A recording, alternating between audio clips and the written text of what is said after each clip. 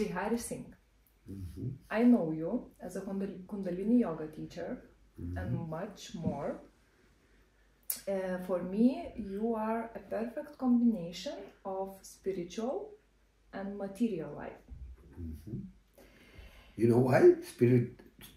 Material life is part of spiritual life. Can you explain it? Like telling about yourself a little bit. Who are you? What are you doing? What have you done? And just that, why is it that combination perfect? What are you doing? Okay, so I'm Hari Singh. I studied, I traveled a lot in my childhood because my father was he worked for the government, French government, as a teacher, a linguist. He was a philologist. So I lived in many countries in my childhood. And then I flew to Mexico and stayed in Mexico. I'm living in Mexico since I've been living there for 50 years almost. So it's a long time. I'm almost Mexican. And I speak Spanish and I teach in Spanish even better than French. Last summer I was in Belgium and they told me, you can teach in French. And I begin to teach in French. I say, I teach better in English because my French is not to teach because it's new. So I came to Mexico and the first very important thing in my life, my first child died, and that was a big change in my life. And that's when I began to practice Kundalini Yoga just by accident. It was not a logical thing. It was an accident, a circumstance, but nothing is an accident, really, but it looked like an accident. And I began to practice. So I have 45 years practicing Kundalini Yoga, and probably like 42 years teaching. And that's what I do, teaching and practicing the Kundalini Yoga taught by Yogi Bhajan.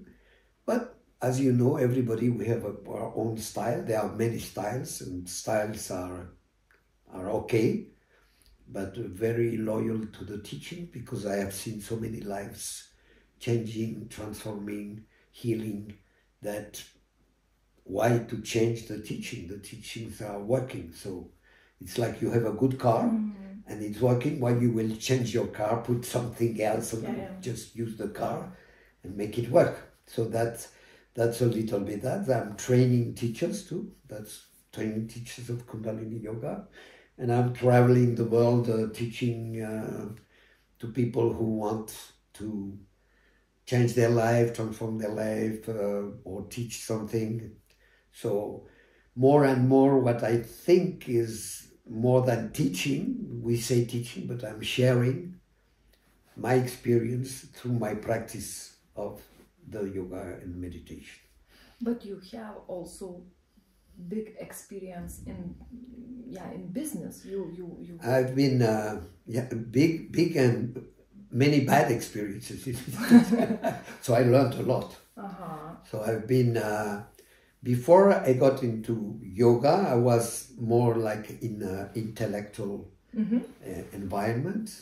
I studied philosophy and political sciences. I was a teacher at the university teaching philosophy.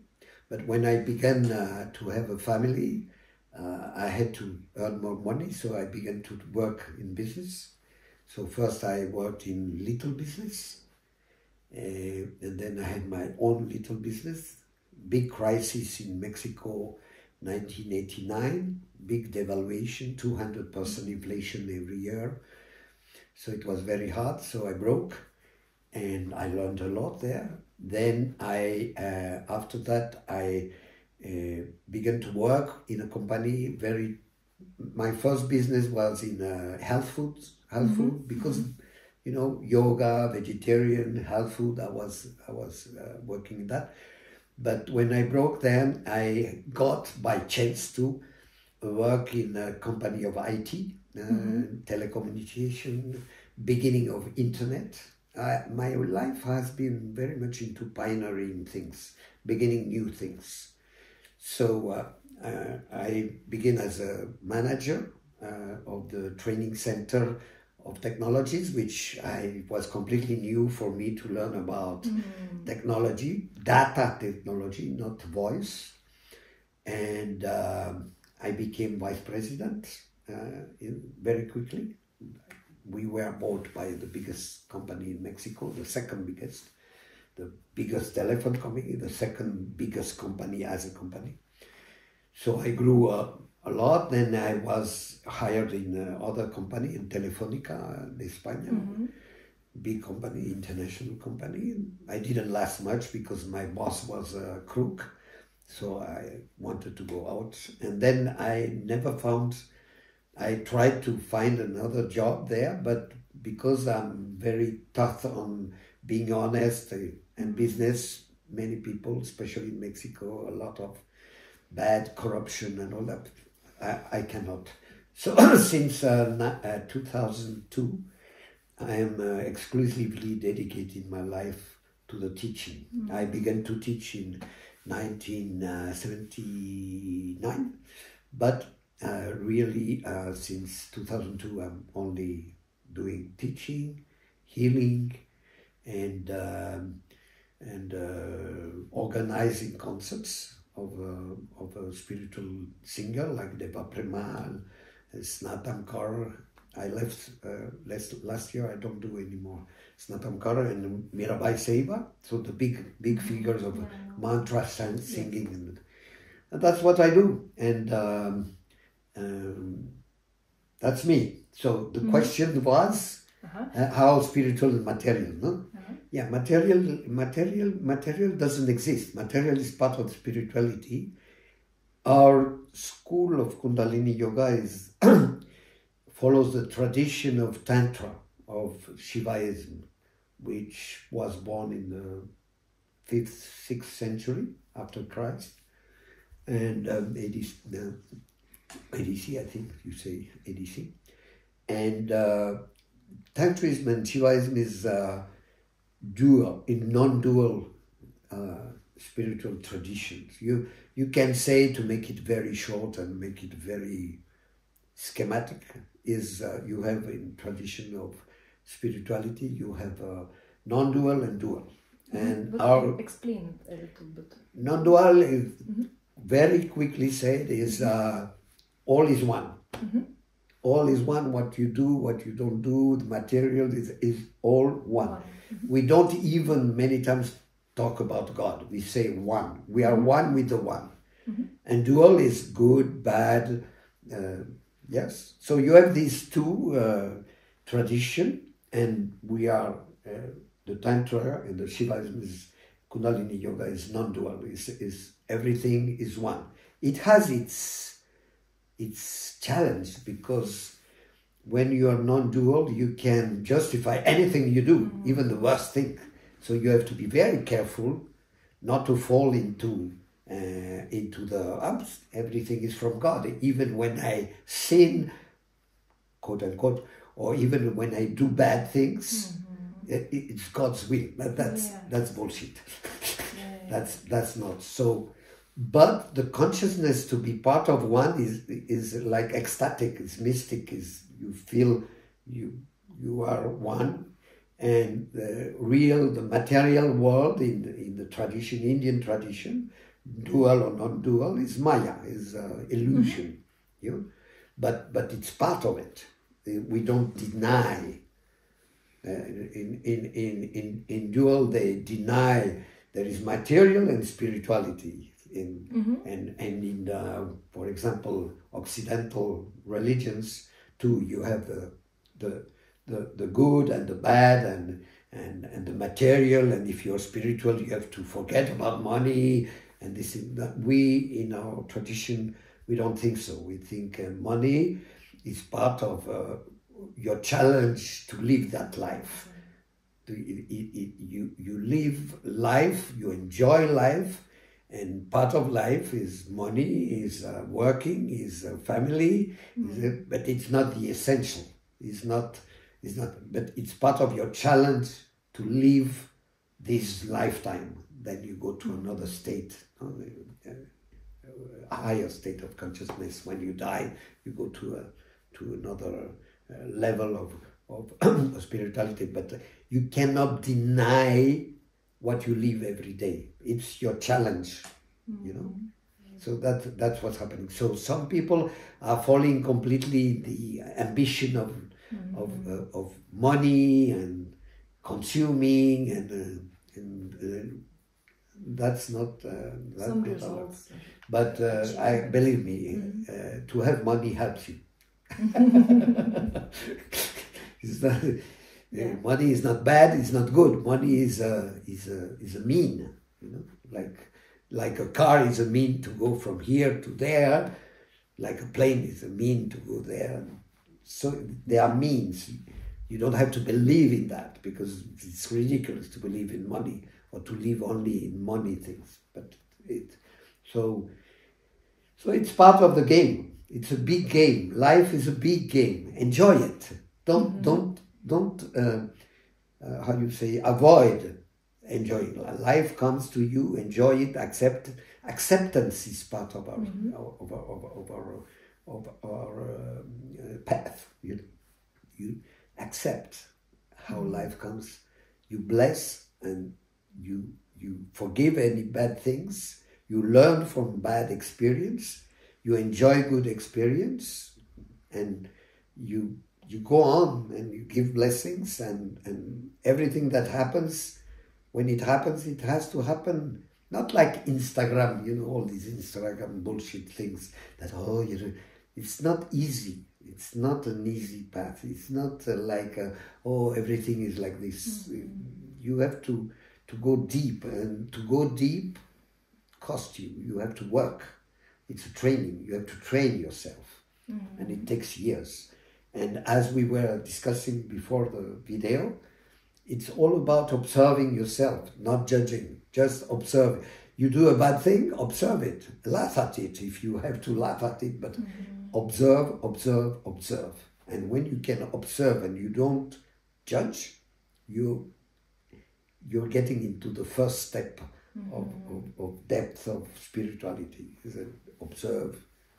And meditation gives you the possibility to observe, to get neutral, and to meditate deeply.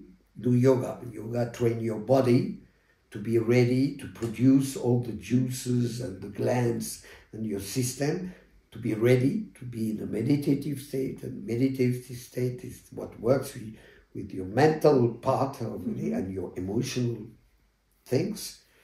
And that's what allows you to in a neutral way. And when you can observe, that's when you get to the next step. I don't think it's a step in the time, it's a step of experience. You learn to be nobody, to be nothing. Why? To allow God to do his own game, you know? Because when you intervene too much, God is very respectful, you know? God says, okay, he's doing his own thing, I will respect it.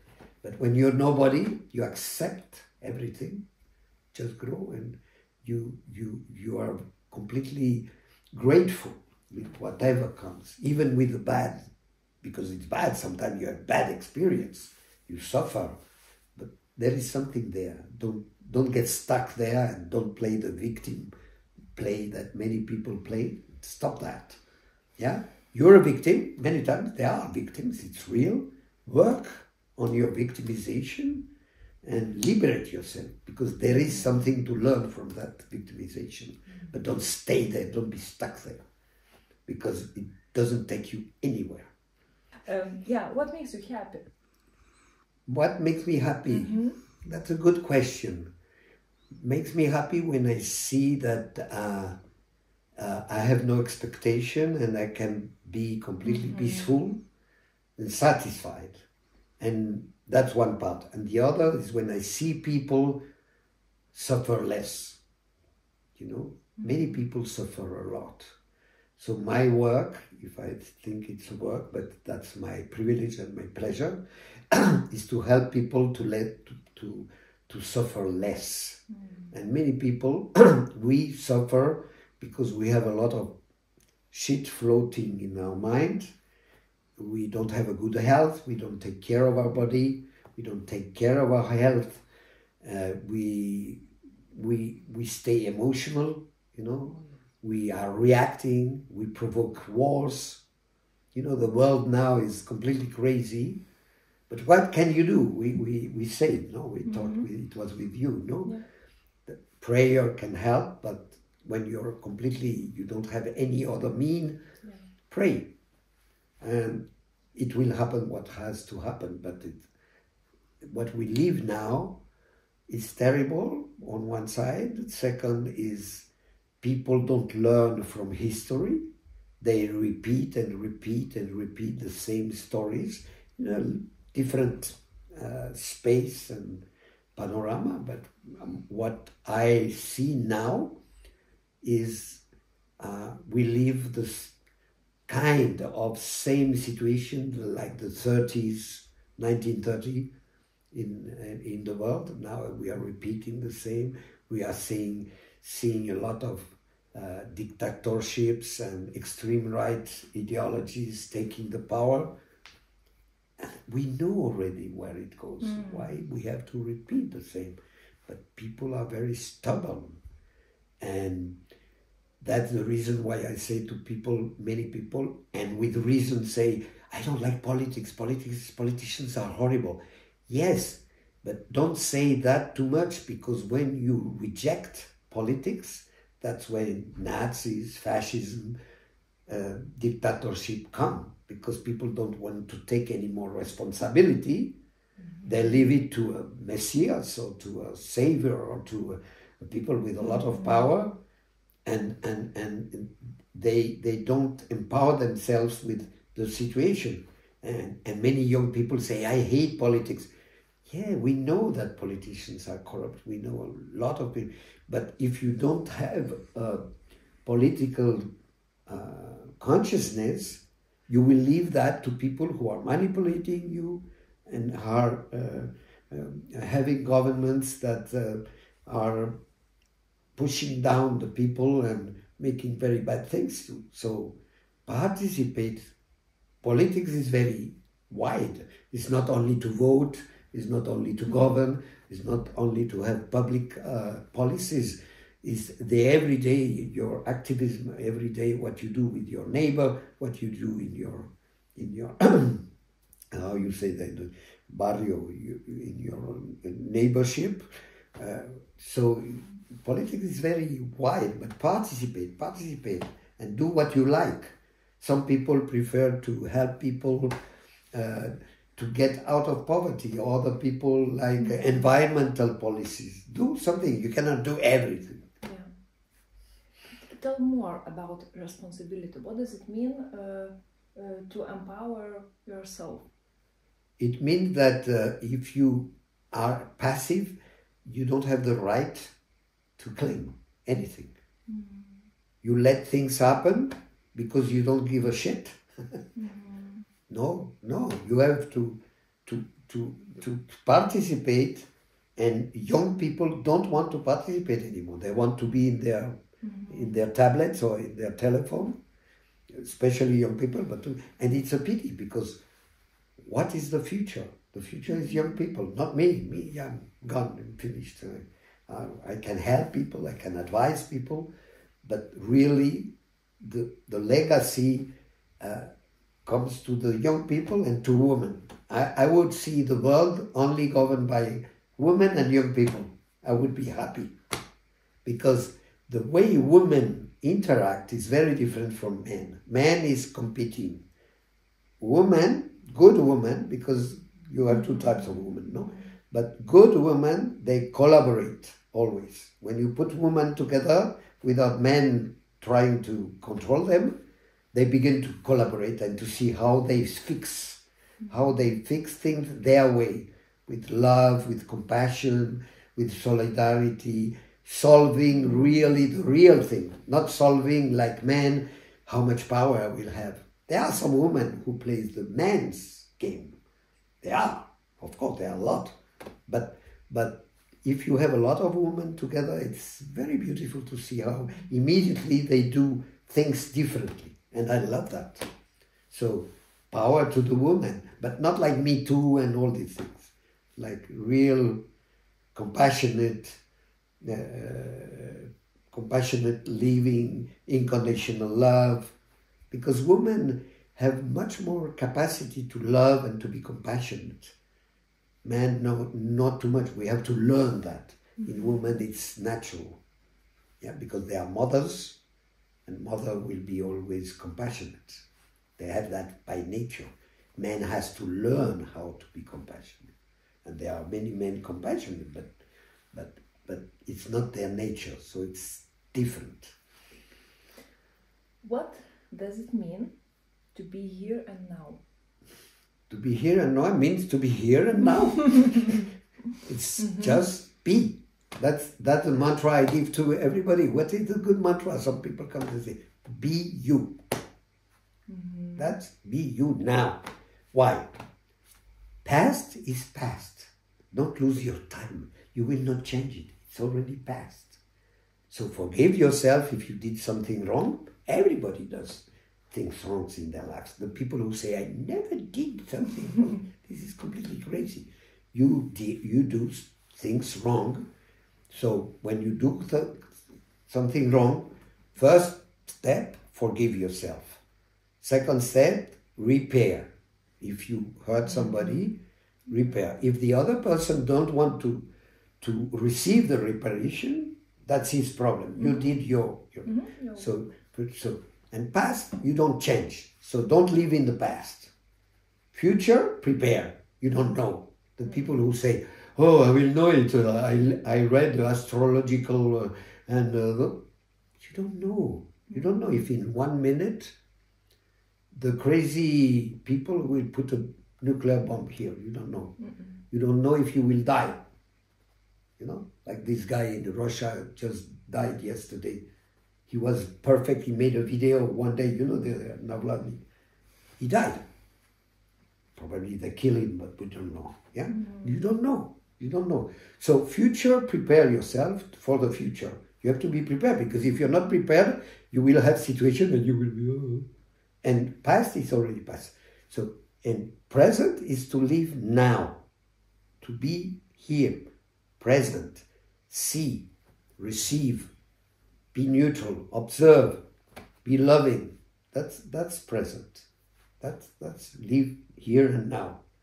But sometimes you have to plan. And what is to plan? I think in the other video I already told you that, like 2 or 3 years ago. To plan is to have a conversation with God. And say, God, you're my partner. What I propose is this. What do you think about that? You make this conversation.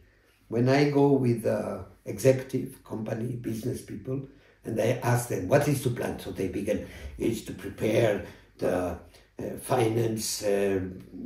Yeah, of course it is. But it's a conversation with God. Have that conversation. Talk to God. Change your relationship to God. Your relationship to God, especially in the Catholic countries, but in all the Occident, is God is in the heaven and He's looking at you if you behave well or not. And He says to you, if you behave bad, you will go to hell. Or if you behave good, you will go to heaven. No, there is no hell and heaven. They are only hell and heaven here. You construct, you build up hell in your life now. Hell is here if you build it, or heaven if you build it. So you have the choice. So change your relationship to God. Talk to Him. When you are angry, be angry with God, not with your partner, not with the neighbor, not with other people. Be angry with God and say, fucking God, what are you doing to me? You created me and you're doing that to me. So, and God, He doesn't give a shit, you know. You can tell whatever you want to God. Will say, but you will liberate yourself and you will make yourself conscious that God is there. That he is. So talk to Him. Ask Him. I remember a text of Paramahansa Yogananda, a very, very renowned teacher, very nice. read his book. I don't know if you read the book, Autobiography of a Yogi. But I have it. Fantastic book. But he says the same. He says, talk to God, ask God, put God to work. Yeah. You know, the most you will put God to work, the less you have to do yourself. Say to God, do this, do that, help me. Man, he's your partner. God is your partner. He's not something there. Is your all the time relationship, and God is inside you too. So talk to this God which is inside you, who is inside you, not this God. Don't punish me. Don't do. I'm guilty.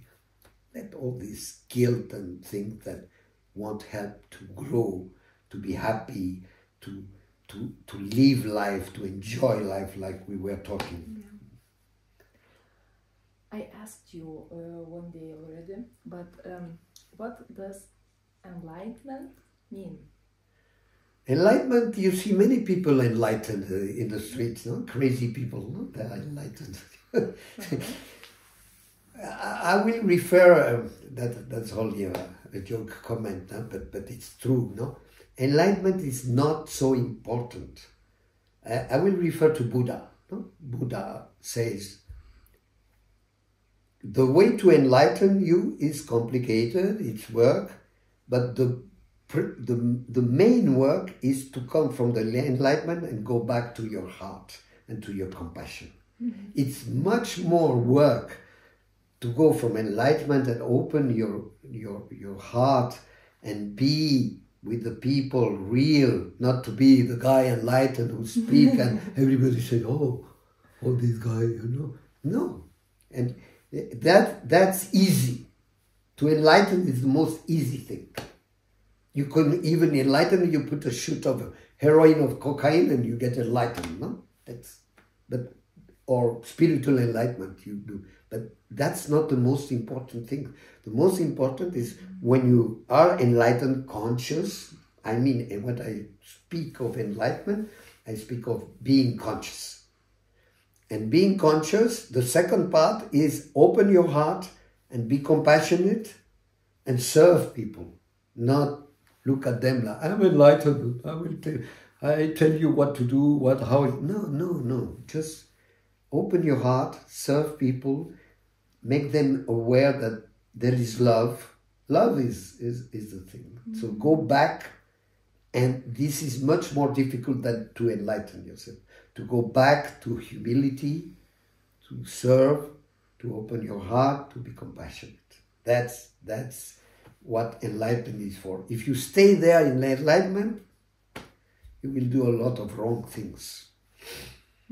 Because you're separated from what people really need. So enlightenment, yes, transform your life, but then when you see things, don't stay there, just go back to your heart and be with the people and serve them.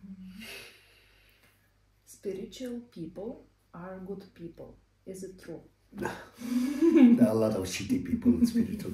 They say they are spiritual. What is to be spiritual? What is it? To be in relationship with your spirit. To be connected to your spirit, to your essence. So to be connected to your essence means your essence is divine. You have to connect to that. And that's spiritual, not religious. Be spiritual is not to be religious. Some religious people are spiritual, but I know a lot of atheists, they are very spiritual. So you don't have to be religious to be spiritual. You have to connect to your essence, to your spirit, to your Kundalini. My translation of Kundalini is spirit. Yeah? This strength you have inside you to keep up and to go on and to raise, this is spirit. And to be spiritual is raise that energy in you to be strong, to be a warrior, but at the same time compassionate. You have always two sides. You are on the edge of the strength of a warrior and the how you say that, the weakness is not the weakness, the vulnerability spiritual, the vulnerability of weakness. So you have to always balance these two things. If you're too warrior, no. If you're too vulnerable, you will never be able to spread consciousness. So you have to balance in you the two sides of the coin. Spiritual is balance your warrior side, Shakti and Bhakti. No? Shakti, the strength of the warrior. Bhakti, your devotion, your love. Balance these two things. Okay. Spiritual people aren't angry. Is it true? No. Spiritual people are common people. Me, you, everybody. Do you have emotions? Of course, and bad ones. I can hate sometimes, but the difference when you're spiritual, you have the capacity to observe it and to separate and to take distance with your emotion. That's the spiritual. Spirituality is to take distance and is to be conscious and is, I lost the track, but spiritual is to accept. Yeah. Take distance and accept. And don't identify yourself with your emotion. Don't identify. Your identity is not your emotion. Your identity is not what is happening around you. Your identity is I am nobody. I am the one in the one. That's your identity. Ekonkar Satnam. There is only one in the one, and my identity is the truth. I am the truth. It doesn't mean that, all what I say is true. I'm a human being. I go and shit in the bathroom. I brush my teeth. I'm a human. I make mistakes. And I consider that I have a certain spiritual life because I'm relating to my spirit. I'm always seeing myself from the spirit without judging. Many times I laugh about all the crazy things I'm thinking, or I'm living, or I'm doing, or I'm saying, But keep that distance and accept whatever is coming. And if you have to act, but from that point, not as a reaction to your emotion. Could you share some practice for common people? There are no common people. There are only people. Only people. Okay, some practice. That's what I do every day. But just one. Share some breathing exercise or breathe.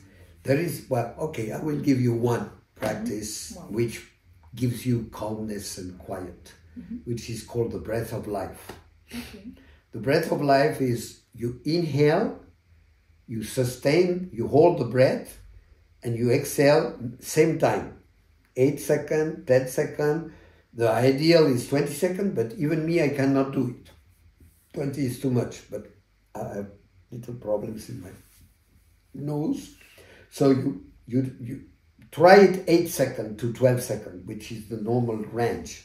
You inhale during that time. Take your time. Maybe 10 is too much, so do it 8. The main thing is to do the 3 things like a triangle, same time.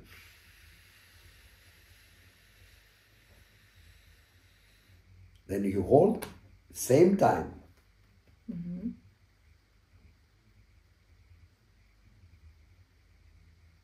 And you exhale at the same time. Now, you breathe not with your lungs. You breathe with your navel. Navel and diaphragm. Yeah, that's how you can do this exercise. Do it 1 minute. You will see it change completely your perception of the world. 1 minute. Nobody does it. They want the pill for that. They want the pill for that. No. You have a lot.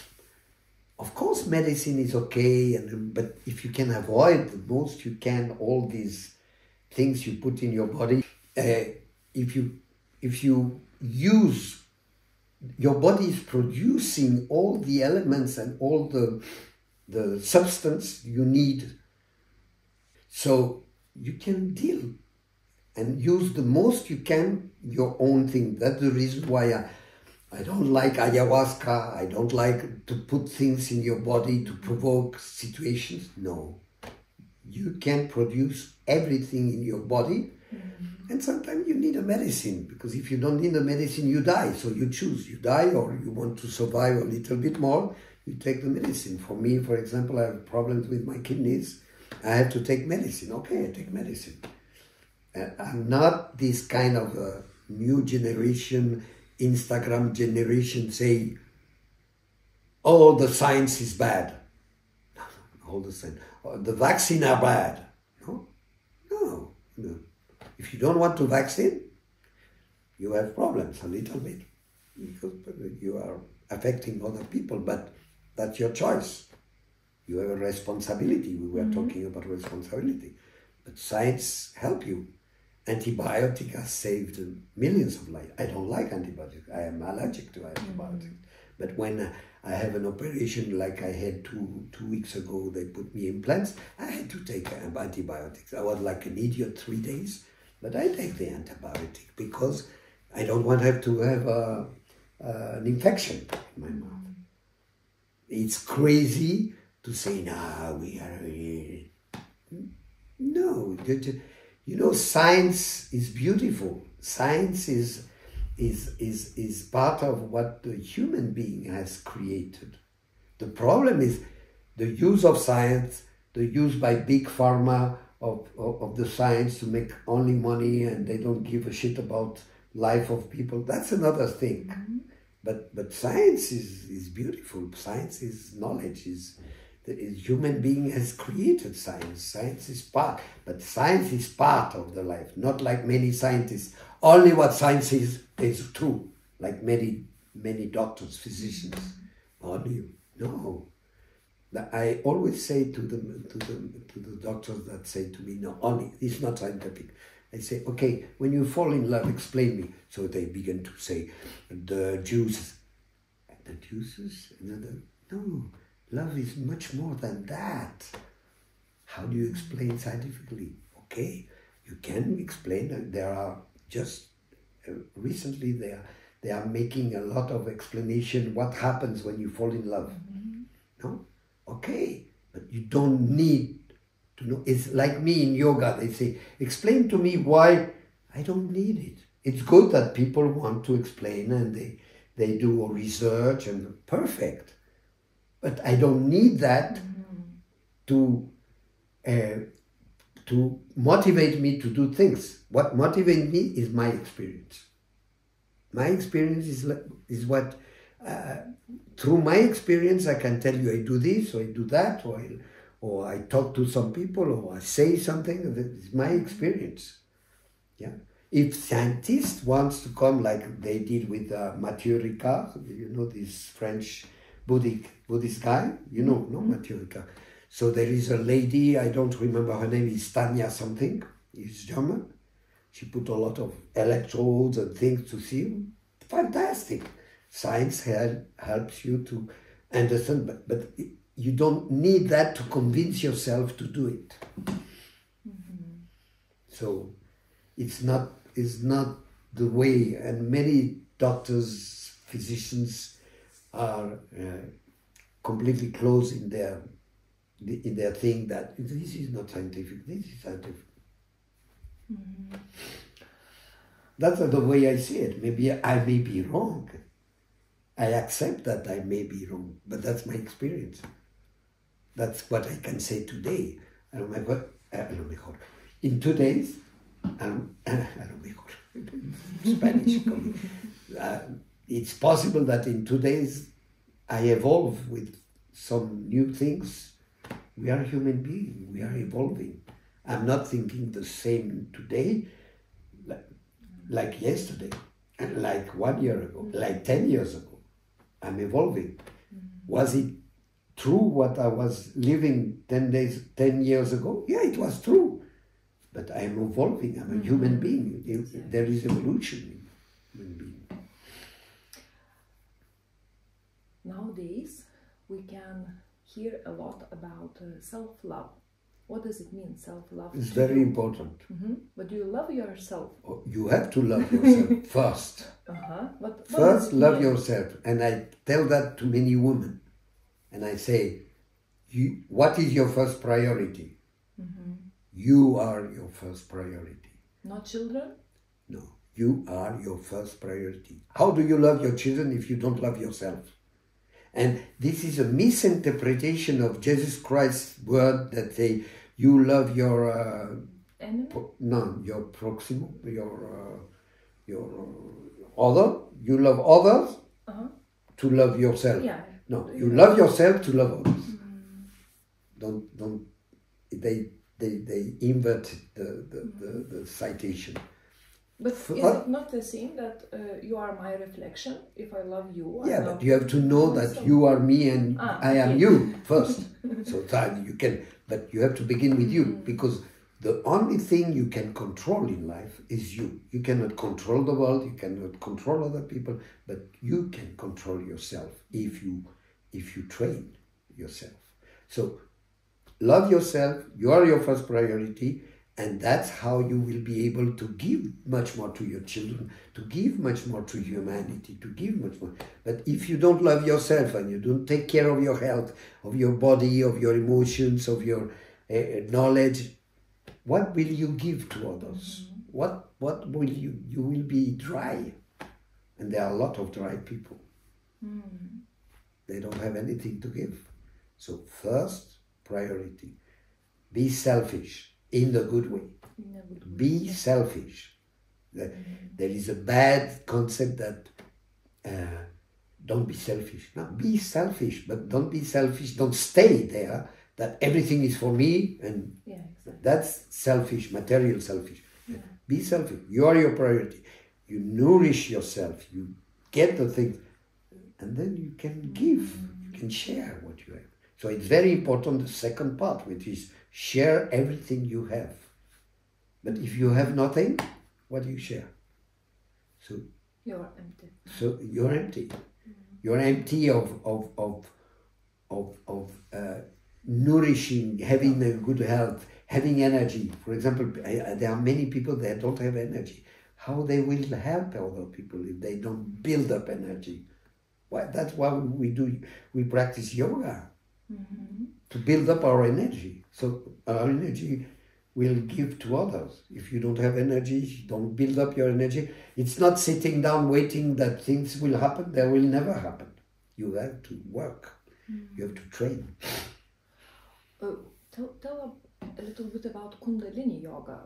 Why Kundalini Yoga? What is the difference? Kundalini Yoga, as taught by Yogi Bhajan, which is the practice I have, because Kundalini you have, for everybody has Kundalini energy.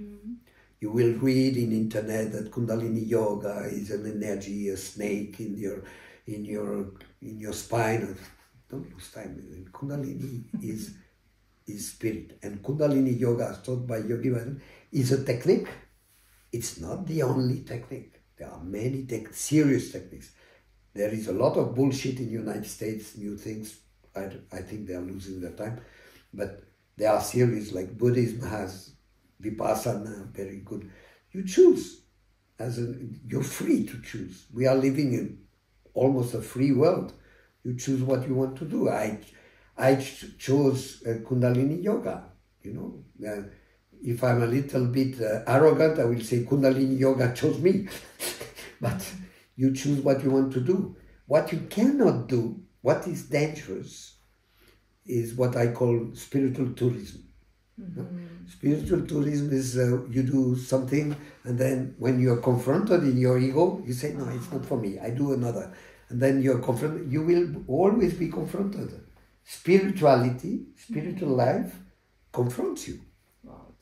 Always it will confront you. It's not easy. People think that spirituality is nice, love and love, peace and love, and no. For some people it's easier, for other people not easy. In my life has not been easy, but when I compare my life with the Syrian refugees or Somalian refugees, I say, oh, my life is fantastic, no? But it has not been easy. And I thank God it has not been easy, because I have the possibility and I have the content to help a lot of people, because I know what is to live on the street. I know what is to look for food in the garbage.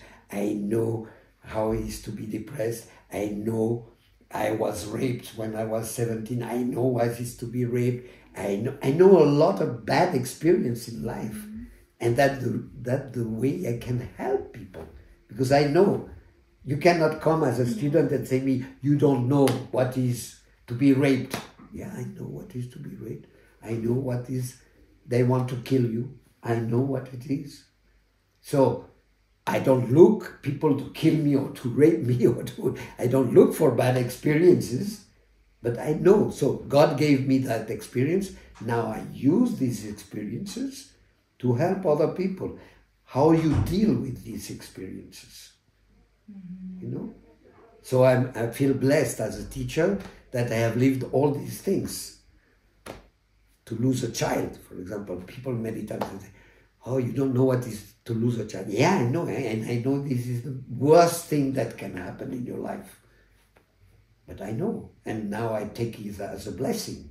They say, are you crazy? How can you take as a blessing that your first child died? Yeah, it was a blessing, because thanks to her, she was an angel that came to my life and say, wake up, stop your hunky-punky games with alcohol, drugs, and intellectual thing, and begin to work on you.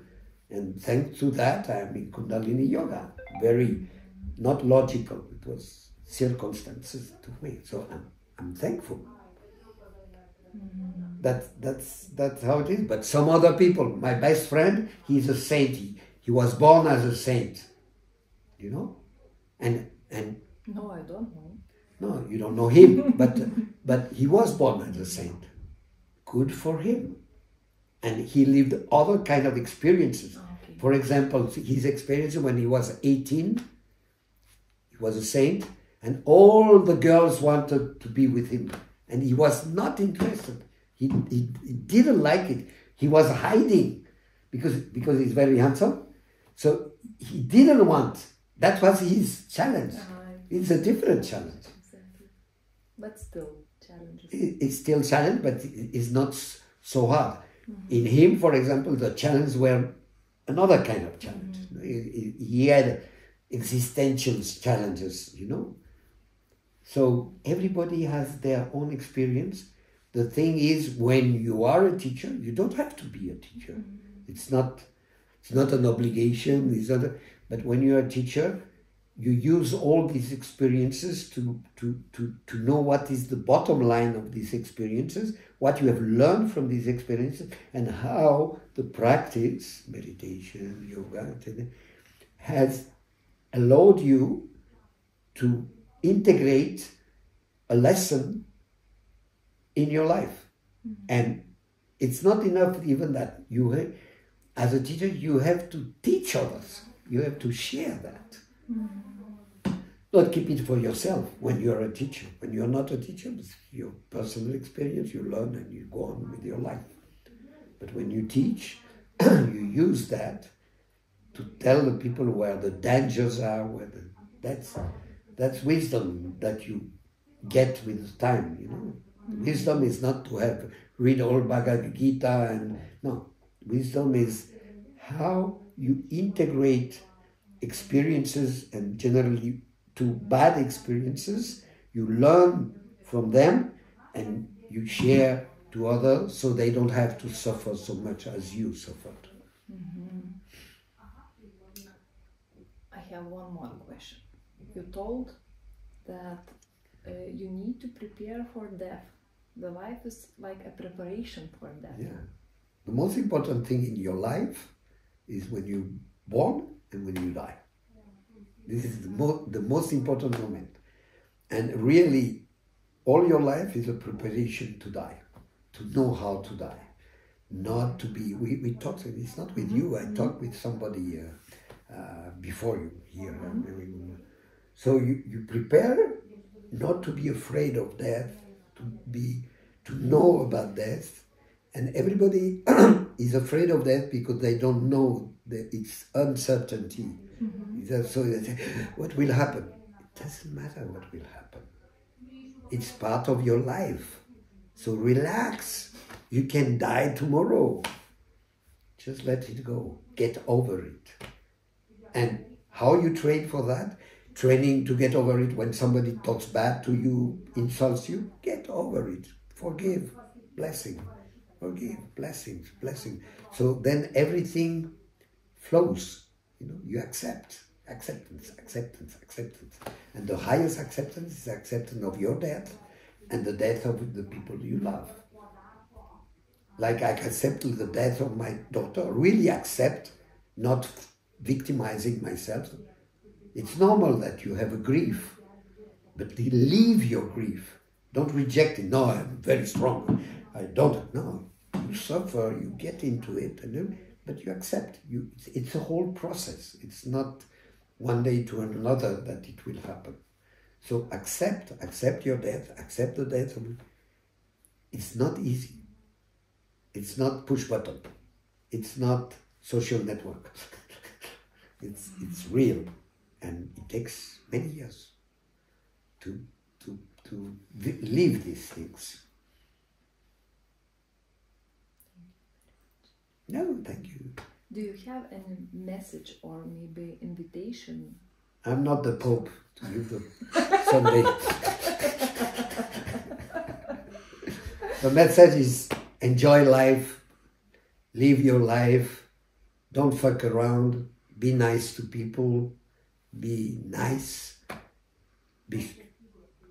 try to be strong and straightforward, honest.